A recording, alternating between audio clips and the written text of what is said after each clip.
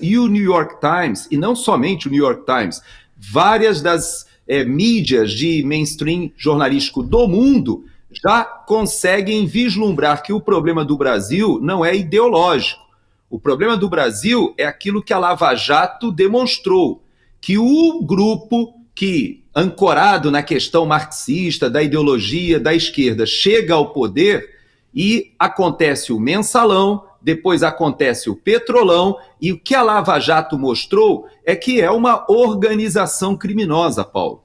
Você sabe que eu vou te contar uma coisa que aconteceu comigo naquele evento em que a Maria Elvira Salazar pegou a foto do Alexandre de Moraes e levantou? Você lembra daquele evento que foi no Congresso, aqui no Capitólio dos Estados Unidos, em Washington? Eu estava lá. Você sabe que quando eu conversei com os assessores dos parlamentares, o que eles me perguntaram não era sobre o Alexandre de Moraes, porque o Alexandre de Moraes é tido aqui nos Estados Unidos até de uma maneira meio caricata. Parece que eles olham, esse cara deve ser um psicopata, alguém que chegou na Suprema Corte e as pessoas não vislumbram que as suas atitudes não estão aderentes até mesmo com a legislação. Agora, sabe o que eles me perguntaram? Se era verdade que o Zanin tinha sido aprovado pelo Senado. Porque para o americano, para o mainstream jornalístico, para toda a imprensa internacional, é óbvio que o próprio Toffoli e o próprio Zanin jamais poderiam ter chegado ao Supremo Tribunal Federal. E agora, mais recentemente, quando Lula diz que havia necessidade de colocar um ministro mais ligado à política, isso é um absurdo, não somente pelo fato dele se ufanar de ser um comunista, o Flávio Dino, mas ele dizendo que foi bom colocar alguém no Supremo Tribunal Federal que leva uma bagagem política. Ou seja, esse desvirtuamento, Paulo, é o que está reverberando aqui fora. Eles estão vendo que o Zanin, o próprio Toffoli, eles estão desmontando a Lava Jato, porque o Zanin era advogado do Lula.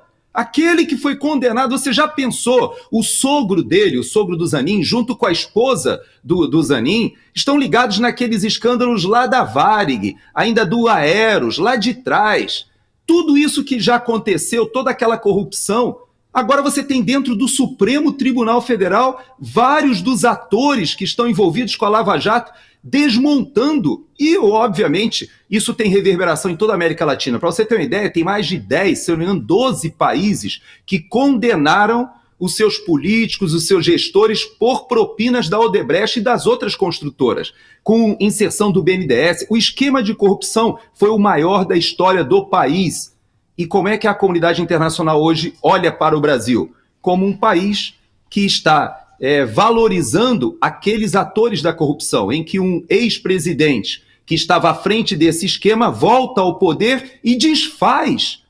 Chegou ao ponto agora de se devolver dinheiro para quem fez acordo de leniência.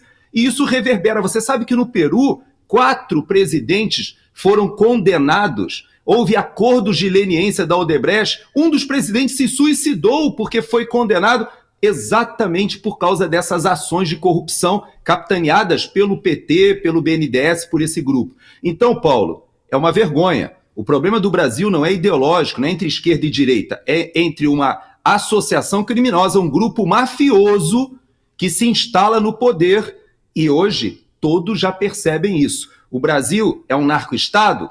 Talvez caminhe para isso, mas uma coisa eu posso dizer, desmontar a Lava Jato com esse requinte que está sendo feito no Brasil é sinônimo de que, pelo menos, é um país que tem um esquema mafioso ali junto ao poder.